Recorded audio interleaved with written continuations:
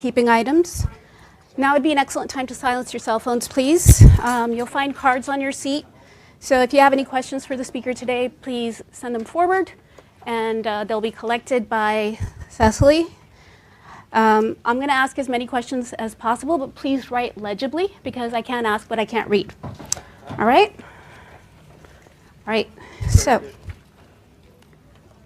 good afternoon. Welcome to our Headliners Newsmaker at the National Press Club, where news happens. I'm Poonam Sharma, Secretary of the National Press Club and founder and editor of Global StratView. As we know, 2024 is a pivotal year for elections, with more than 60 nations that have headed to the polls or are heading to the polls. Among these, India held the largest election in history from April to June, with 950 million voters who participated over 7 phases to elect their new government. Our distinguished guest today, Rahul Gandhi, the leader of opposition in India's parliament, is no stranger to this stage, as this is his second time addressing the National Press Club. When he joined us in June 2023, he had been disqualified from the Indian parliament, a decision that was later overturned by the Supreme Court ruling in August of that year. In this year's historic elections, Mr. Gandhi was re-elected to his seat in Wayanad in the southern Indian state of Kerala. Raebareli, not Wayanad. No, but you did win from Wayanad, and also won in Raebareli, located in the northern Indian state of Uttar Pradesh. As the leader of the opposition in India's parliament, Mr. Gandhi heads the Indian National Development Inclusive Alliance, a coalition of opposition parties that holds 234 seats, just 30 short of a majority. He's a vocal critic of Indian Prime Minister Narendra Modi. Mr. Gandhi entered politics in 2004 and has been a key figure in India's political landscape. Today, he joins us to share his thoughts on the future of Indian democracy, freedom of speech, and pathways toward sustainable and inclusive growth. Please join me in giving a warm National Press Club welcome to Mr. Rahul Gandhi. Thank you.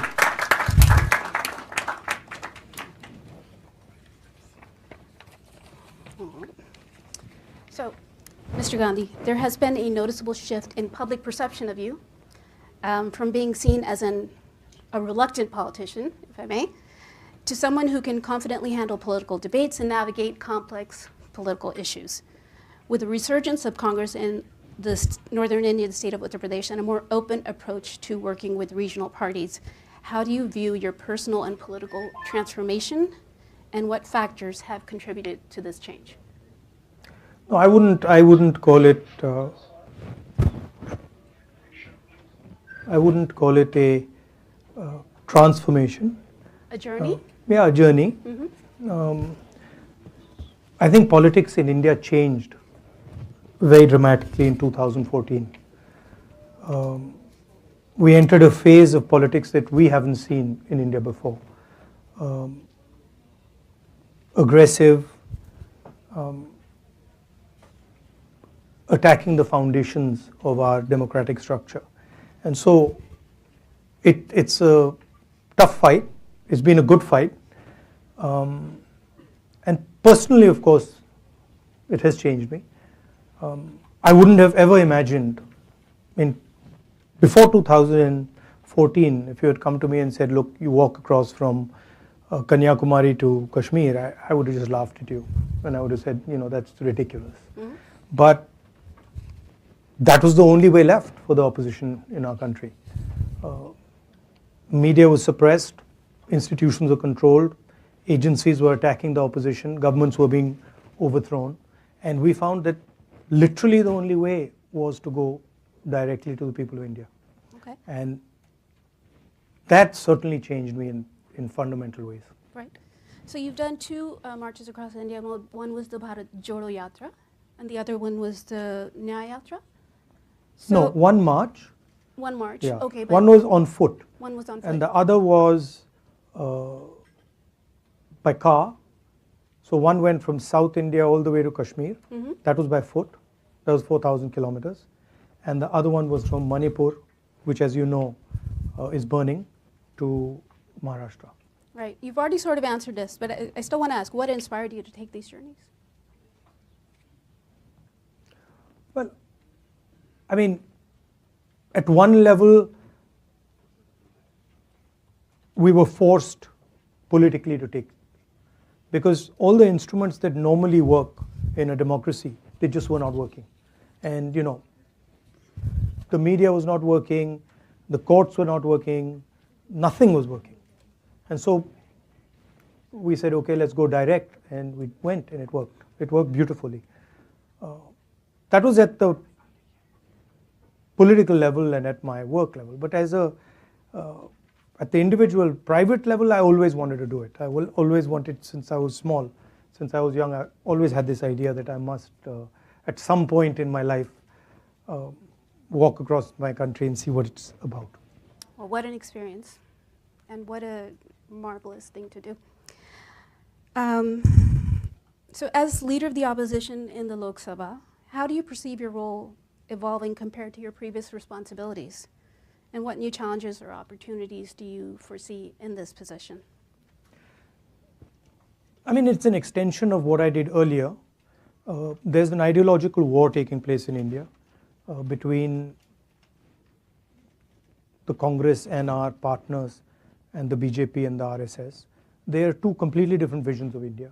We believe in a plural vision, a vision where everybody has a right to thrive. All imaginations are free to roam. An India where you're not persecuted because of what religion you believe in, or what community you come from, or which language you speak, versus a much harsher, centralizing vision. And so that's the landscape. And then, you know, we fight on that landscape, defend India's institutions, defend the weaker sections in India, defend the lower castes, defend the tribals, minorities, defend poor people. And after the yatra, I feel try to become the voice of as many people as you can. You know, so for that you have to go and understand what's going on. You have to go deep into sort of the agricultural world, the conflicts that are taking place there, into the financial system, into the tax system. So you have to, in a sense, go deep into it, talk to people, and then understand deeply what they're saying, and then transmit it. Right. So and at a broader level, provide a vision, India Alliance vision for the country, which is obviously going to be fundamentally different than the centralizing, you know, monopolized vision that the BJP is presenting.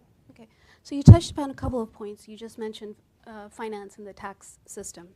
You spoke this morning that 17 secretaries take all financial decisions to run the country. No, 70. 70, okay. I'm sorry, 70. Apparently, only 3 of them are Dalits, and only 1 is a member of the minority. Now, all of them are. Well, you've got the numbers wrong, but okay. But this is from the audience. Let's put it that 90% of India okay.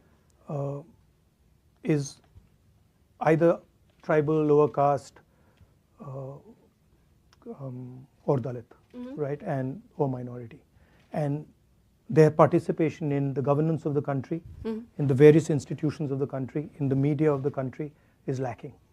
And so what we propose is a survey to make transparent the reality of how power is shared in India. The caste census. The caste census. Okay.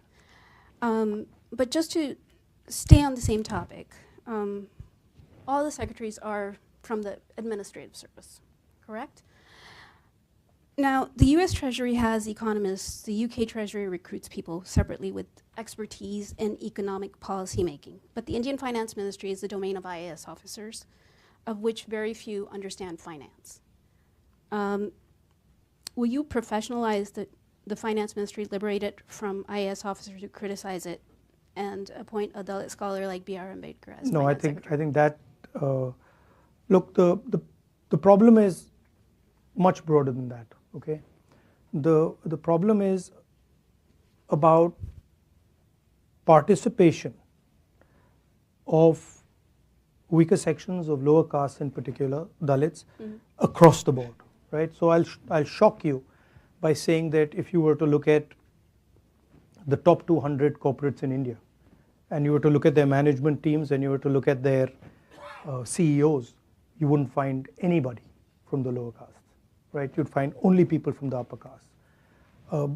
Same with the Indian media. If you look at media, you'd find that it's the preserve of upper castes. You look at the influencers on social media, you look at the big columnists, you look at the people who control the media infrastructure. Again, it's the same issue, right? So there is a very small percentage of India which is controlling the entire infrastructure. What you're proposing doesn't actually solve that problem. No, not proposing, I'm just asking. Yeah, what you're asking doesn't actually solve that problem. That problem is a much broader problem, and it's the first step in understanding that problem is actually in understanding what the reality is. So what is the participation of lower castes, of tribals, of Dalits in, for example, the corporate world? What is the participation in the media? What is the participation in our bureaucracy? The point I made about the secretaries is that if you look at the Indian government, 70 secretaries basically determine the direction of it, right? And I made this point again and again in the election that 90% of India doesn't have representation among those people. Okay, right? just as a follow-up, a lot of government posts are lying vacant, and many government agencies are actually hiring people through contract and not as direct hires. Exactly. So then how can you ensure? Well, we propose to change that. You propose to change So in that? our manifesto, we're very clear that this idea of contractual labor, we don't accept it. We're going to change it. Right, and many agencies are doing that to also reduce their overhead because of government expenditure. Yes, but that's true. Some of that is happening, but a huge part of it is happening to basically exclude people from lower castes. Because when you look at who are the contractors, they're not lower caste people, right? So the question for me and for the India Alliance is India fair? And we've been now independent for many years.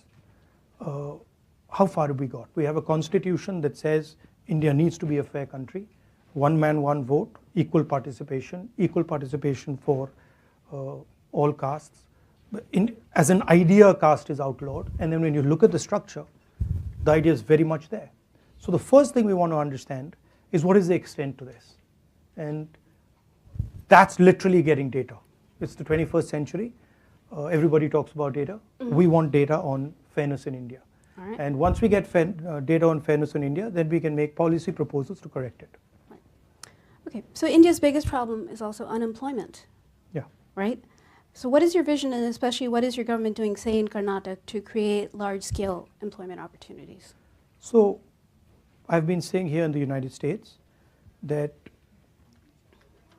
the West, America, Europe, and India, the West used to be the producer of the world. If you wanted to buy a car in the 60s, you bought an American car. You wanted to buy a washing machine, you wanted to buy a refrigerator, you bought an American refrigerator, you bought an American washing machine, American television. You guys were at the forefront of that, right? And then somewhere along the line, America decided, India decided, and the West decided that we're just going to stop. And we handed the whole thing to the Chinese. Now, for a country like India, to simply say that, look, we are going to ignore manufacturing and we're only going to run a services economy means you can't give employment to your people, right? So one of the things I'm interested in is thinking about the act of production, also called manufacturing. Today, if you look at what most American companies do, look at what most Indian companies, most European countries do, they organize consumption. Uber organizes consumption. Organizing consumption is easy. Organizing production is a completely different ballgame, much more complicated. You have to deal with things when you organize production that you simply don't have to deal with when you organize consumption. So to me, there's a huge opportunity for India and the United States to regain that ability to produce, All right. right? And we don't want to do it like the Chinese are doing it. We don't want to do it in an environment which is non-democratic, which is not liberal. So the real question for the 21st century, the Chinese have placed a production vision on the table. It's a non-democratic production vision. Can the United States and India answer that by placing a vision for production in a democratic, free society? Okay. And I think that's where a lot of answers lie. All right. Now, to complete, we have a government in Karnataka, we have a government in Telangana, and what we are doing is there are multiple different areas. Each area in India has its own speciality of production, right? If you go to pretty much any district, Bellary in Karnataka has a very deep textile industry which has been destroyed. So we are looking at these pockets of excellence and then trying to bring modern technology, financial support to build them. So the vision would be more of a decentralized production system. Unlike China, which is huge factories, we would be thinking about smaller and small medium businesses and embedding modern technology into that. We're testing some of these ideas in Karnataka and Telangana. Right, and then you'll roll it out to... That's generally how we operate. Okay. All right, so while we touched upon India and the US, the India-US nuclear deal led by Prime Minister Manmohan Singh was a landmark step in India-US bilateral relations. What do you see as the long-term prospects for India-US relations, especially in terms of strategic partnerships? You've touched upon it a little bit, but if you could elaborate. So there are two elements. The first is the defense cooperation, which is important, and I think we do a good job there. But then the second is what I touched on just now, which is China has placed in front of us a vision for production and prosperity in a non-democratic environment. Right? What is our response? Are we simply going to just sit there and say, okay, China can be the producer of the world and we're not going to do anything? Or do we have a response? What is our response to the Belt and Road? Right? I don't see one. So to me, that's really where US and India cooperation needs to go. How can we provide a democratic vision of production or manufacturing that actually works to the rest of the world? And I think both countries bring different things to the table. And I think there's a huge opportunity there. Okay. So just staying on India and US, is there a political consensus within India on deepening strategic ties with the US? Yes, I mean, I don't see a big diversion. You know, I don't see Mr. Modi diverting very much from our approach with the US, and I don't see ourselves changing direction very much from what he's doing. So I see continuity there. I think everybody on both sides of the equation, everybody does accept the fact that the India-US relationship is key for both countries. Okay. One more on the US. With the backdrop of an increasingly assertive China, the ongoing Russia-Ukraine conflict, and the crisis in Gaza, how do you view the role of the United States in global affairs?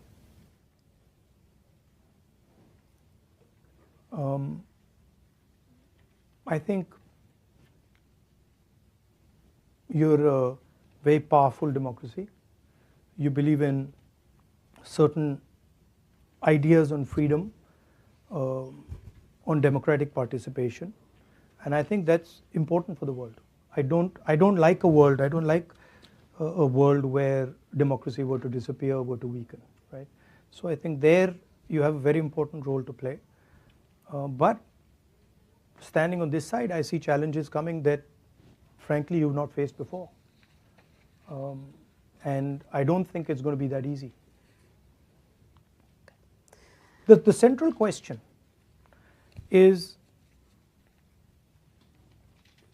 how do you challenge China on production and value addition, right?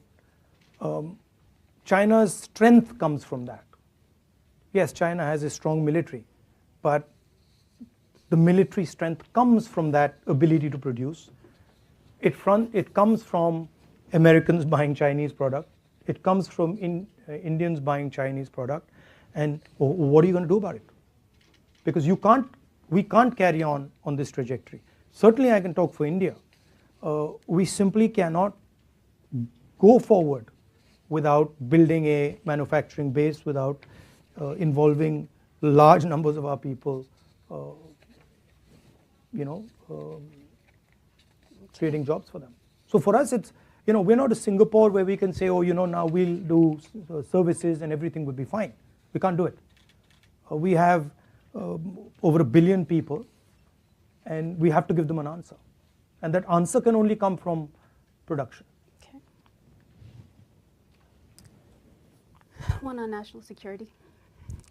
With India facing complex security challenges, particularly along its external borders, with 2 hostile nuclear-armed neighbors, as seen in incidents like Galwan in 2020, what's your perspective on ensuring a comprehensive national security policy? How should India navigate this volatile geopolitical environment? And you've spoken about very carefully. You've spoken about the Ladakh border without before. making too many mistakes. No, I think, look, the world is changing. There's a huge increase in China's power. China is our neighbor. We have a relationship with the United States. So we are right in the middle of all this geopolitical change. And so we have to have a long-term vision, strategic vision, and it shouldn't be one tactical move after another tactical move. It should be, okay, this is how we're thinking about it for the long term. This is the basic foundation, and we're going to walk on this path. I think the central elements of that, from our perspective, have to be the democratic idea. Have to be the central ideas that our freedom fighters and Mahatma Gandhi and others fought for, which is peace, non-violence, cooperation, harmony. All right, but it's difficult to do with an aggressive neighbor. Yeah, but India's pretty smart at doing these type of things. I mean, we can maneuver. I'm confident about that. But it's important that to do this properly, you have to have a very good sense of who you are and what your own nature is. Right. And that's where I don't agree with the current dispensation. When you imagine yourself to be something you're not, that's when the problems come, right? India is a very plural country. India is an open country. India is not one idea. India is multiple ideas. And when you imagine yourself to be something you're not, that's when all your strategic problems start. Okay.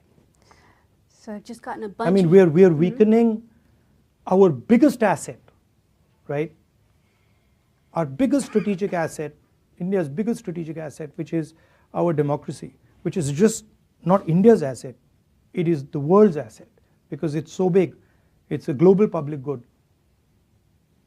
It's being attacked in India, right? And that is the foundation, that's the foundation of all our strategic imperatives. Right. So you say, democracy is being attacked, and I've had this conversation with Mr. Pitroda, that the Indian voter is very resilient and very knowledgeable. It's not, and if you see the election results, does it give you more hope for democracy in India? Yeah, it does. Look, but okay. It's not good enough to say that the Indian voter is resilient and knowledgeable, because the Indian voter is informed by a whole set of structures, right? So if we don't have a level playing field, the voter might be very knowledgeable and and resilient. It doesn't really matter. We fought an election with our bank accounts frozen, right? Now, I don't know. I don't know any democracy where that's happened. Maybe, that type of thing happens in Syria or used to happen in Iraq. But we literally sat during our election and spoke to our treasurer, and he says, well, we have no money, right? Now, you can have a resilient voter. you still need to run campaigns, you still need to have conversations, you still need to have meetings, right? I've got 20 plus cases with me. I'm the only person in Indian history to get a prison sentence for defamation, right? We have a chief minister who's in jail right now. So, I mean, one way of saying it is, yes, the Indian voter is very resilient, and he stands like a rock. Absolutely, he does. But the Indian voter requires an architecture to work on, which is not there. But would you say that Indian democracy is resilient and it can't be broken? Well, I can say to you that Indian democracy for the last 10 years was broken. But it's on a upward trajectory. It's fighting back, but it was broken. I have seen the government of Maharashtra just being taken away from us. So I've seen it with my own eyes. I've watched it as our legislators have been bought and hooked off and suddenly became BJP legislators. So Indian democracy has been under attack, has been very badly weakened, and now it's fighting back. And I'm confident that it'll fight back. Okay. U.S. is scheduled for elections very, very soon. How do you think Trump and Harris will differ on India policy? And do you think one is better for India? I don't think they'll differ very much on India policy. I don't know. You don't? I think on both sides, there's basic acceptance of the relationship between these two countries. So I don't think we'll differ very much from Mr. Modi on this issue. And I don't think the Democrats or the Republicans will differ very much. I might be completely wrong. Okay.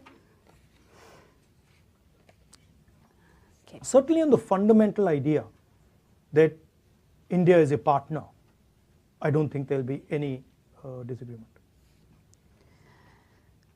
Another one from the audience. Does the Congress Party believe that the caste census is the antidote to the BJP RSS Hindutva politics? And is the Congress acknowledging the way forward is a revival of the Mandal Kamandal discourse? No, I don't think we see it as anything to do with the BJP's policies. The Congress Party has always, right from even before independence, we've always fought for the idea that India should be a fair country.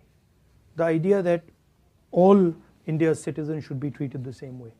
And so we feel very strongly that there is a very, very deep problem of participation. And we're going to address that problem. I don't see it as a Mandal versus Kamandal issue. And what we're saying is different than the idea of only reservations.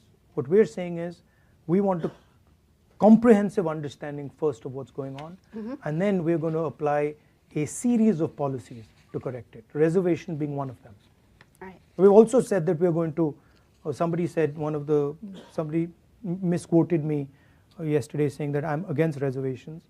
I've been saying again and again and again, we're going to increase reservations beyond 50%, and I'm not against reservations.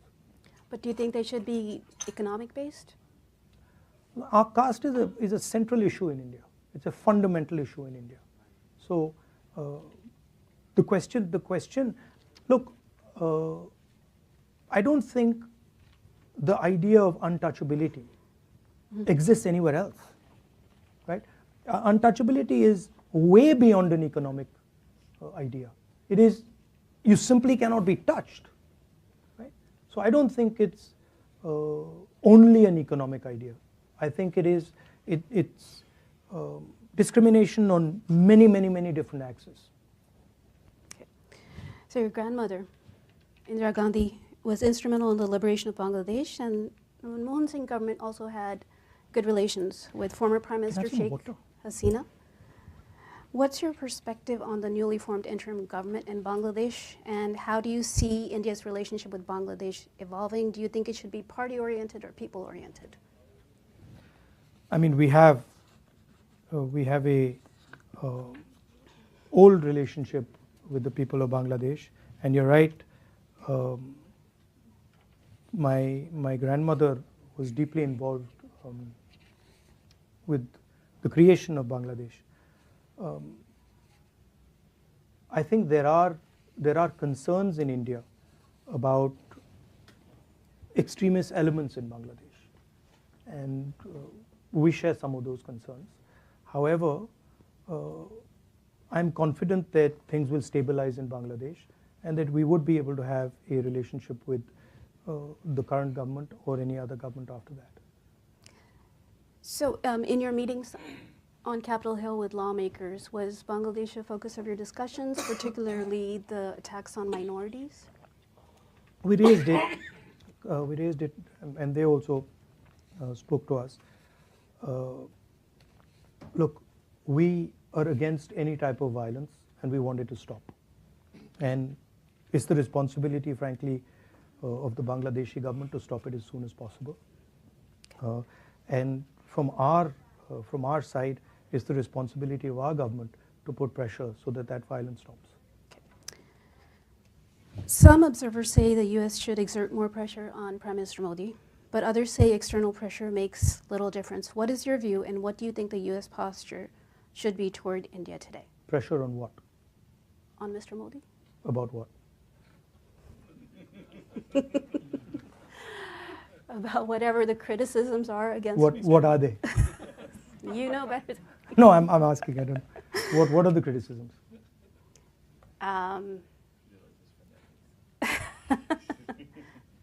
It's interesting you can't say it. I don't want to say it. Yeah, it's interesting you don't want to say it. Democratic. I mean, we're supposed to have a freewheeling, free press conversation, but you don't want to say it. That's interesting to me. Democratic backsliding, persecution of minorities. Yeah, look. Freedom of press. The fight for democracy in India is an Indian fight. It's, with all due respect, it's nothing to do with anybody else. It's our problem, and we'll take care of it. We'll fight, and we will make sure that that democracy is secure. However, it's important to understand that Indian democracy is more than just any normal democracy because of its size. And if you're talking about a democratic vision of the world, then Indian democracy has a large space in that vision. So I think it's important that the world sees Indian democracy as an asset, not just for India but for the rest of the world. Advising the United States on how they should deal with Mr. Modi is not my preserve. It's not my space. All right. Yeah. Okay. So how do you see relations with Pakistan? Is the Kashmir issue holding the two nuclear nations back? No, Pakistan's instigation of terrorism in our country is holding the two countries back.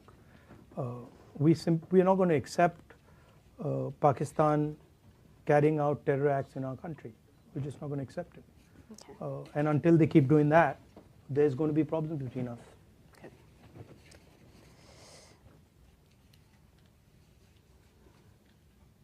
All right. I have a question from the audience, and they've requested कि आप हिंदी में जवाब दीजिए. ठीक है. ठीक है. सवाल मैं इंग्लिश में पूछती हूँ. What is your stand on the Supreme Court judgment on subcategorization of the SC/ST reservation? Experts say it is unconstitutional. इसके बारे में हमारी पार्टी में चर्चा चल रही है और हमने 2-3 ग्रुप्स बैठा रखे हैं जिस पे हमारी ये चर्चा चल रही है. अभी चर्चा जारी है. I'll translate in English just so that everybody understands. She asked me about a particular judgment given by the Supreme Court, and it's a relatively complex judgment, so we have a internal group that is discussing the judgment, and so I told her that discussion is ongoing. We are discussing with experts within the Dalit community and also within our party and other parties, so that's an ongoing discussion. Sorry, so many questions. Well, yeah. All right. Huh? I do, and I'm not going to be able to get to all of them, but I did want to ask one. So Prime Minister Indira Gandhi is often seen as a defining figure in global women's political leadership, setting a precedent for a strong, decisive leadership at a time when few women held such roles, particularly in dealing with hostile neighbors. Given her legacy, how do you view the current state of women's leadership in global and Indian politics? And what lessons can be drawn from her approach in managing complex geopolitical challenges? I generally think women are better in positions of leadership than men. That's my position. I think they tend to be more sensitive, tend to have a longer term perspective. And so the more women in politics, the more women in business, the better it is. Okay. And we've been pushing that along quite aggressively in the Congress Party and also in our political system. We did the entire Panchayati Raj Act, gave reservations to women, and then we were pushing the idea of reservations for women in Vidhan Sabhas and Lok Sabhas. So I'm a believer. I'm glad to hear. India has been standing with Israel recently on the Middle East. This is from the audience. How would you change that? No, I think what happened on the 7th of October was absolutely wrong. But I also think what Israel did and is doing, bombing innocent civilians, killing women and children, is absolutely wrong and should not be allowed to continue. I'm against violence of any kind. And certainly the scale of violence that Israel is deploying, the way it's deploying that violence, I don't agree with that. Do you think under Modi... And I actually think it's harming Israel. It's harming Israel more than it's helping them. Do you think under Modi that India has managed the US-China competition well? Well, if you call having Chinese troops in 4,000 square kilometers of our territory handling something well, then maybe. We've got Chinese troops occupying land the size of Delhi in Ladakh. I think that's a disaster. Media doesn't like to write about it. How would America react if, a neighbor occupied 4,000 square kilometers of your territory? Would any president be able to get away with saying that he's handled that well? So I don't think Mr. Modi's handled China well at all. I think there's no reason Chinese troops should be sitting in our territory. Okay. So before I move on to the final question,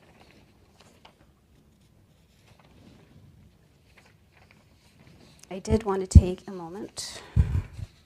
I'm sorry. I have a lot of paper with me. All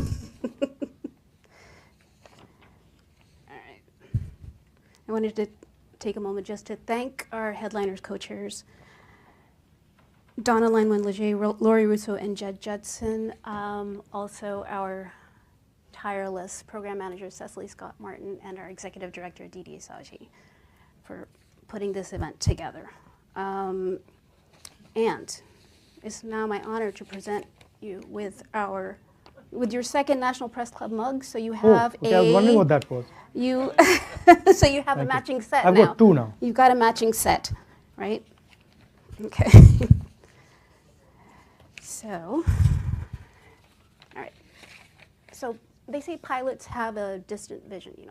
They're sitting in ones. They're navigating towards a distant destination, right? Now, your father, Prime Minister Rajiv Gandhi, had the foresight to introduce computers in India at a time when many doubted its relevance in a country grappling with poverty. But it became including, by the way, Mr. Vajpayee, the Prime Minister. Yet it became a transformative leap for the nation. And India today is an IT powerhouse and a leading provider of IT services to the world because of Rajiv Gandhi's foresight, right? So you also have a pilot's license, right? Yeah. Okay. As a trained pilot with a visionary outlook. I got in the United States. As a trained pilot with a visionary outlook, what's your long-term vision for India's future? And what innovative steps do you believe could catapult India forward in a similar manner as your father did with the computer revolution? Well, I mean, I think it's more than what is my vision, right? I think what is the vision of the Indian people? I think that's more important, and understanding that and bringing that together is more important. I have my views, but I think what India wants and what India thinks is where a vision should come out of. I really see a huge opportunity for India in rethinking how we produce in the 21st century in a democratic environment. And that would then include AI, it would include robotics, it would include drones, it would include pretty much everything. Mm-hmm. In order to do that, you would also need to build the infrastructure to do that. So it would include a whole set of things that would make India, in a sense, an alternative producer, an alternative to the Chinese way of doing things. That's one aspect of it, right? The other aspect of it is the fairness. I think there's huge energy locked in inside India, inside the social structure of India, and it's hidden. So India needs to start respecting the skills of its people, the skills of ordinary Indians. And we need to build a system that empowers them and links them to the banking system, provides them the technology to thrive. I think that for me is important. And the idea of caste, the idea of unfairness, the idea that you have two business people who control the entire Indian business system. The fact that you have, they own, Mr. Adani owns airports, ports, the agricultural system, silos, the defense industry, everything. This is causing a lot of damage to India's productivity. So thinking about these things and making India a fairer place.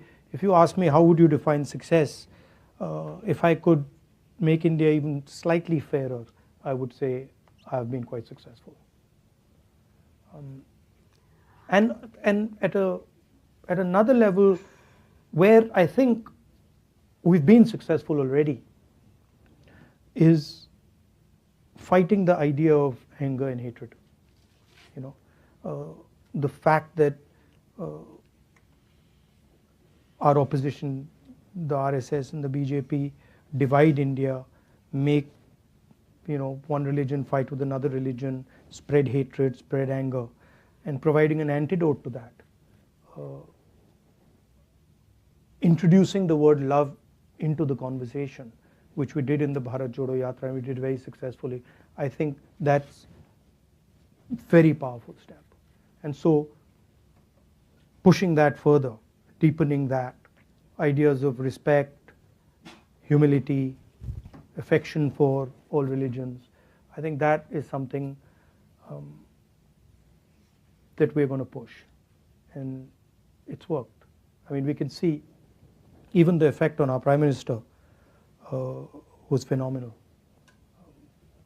We are fighting the election and we are putting pressure on him, and we pulled out the Constitution. We used to earlier say that he's attacking the institutions, he's attacking the courts, he's attacking the media space, and somehow it was not connecting. And then one day we pulled out the Constitution, and in our speeches we started putting the Constitution, and then it just it connected immediately. And we then realized that Indian people are not going to allow their Constitution to be torn to pieces. And it was quite a beautiful thing, because as we went forward in this election, suddenly we were watching the Prime Minister, and we could see that the pressure was beginning to tell. And then at some point he just said, I'm non-biological. I talk directly to God. And so the illusion was broken in a sense.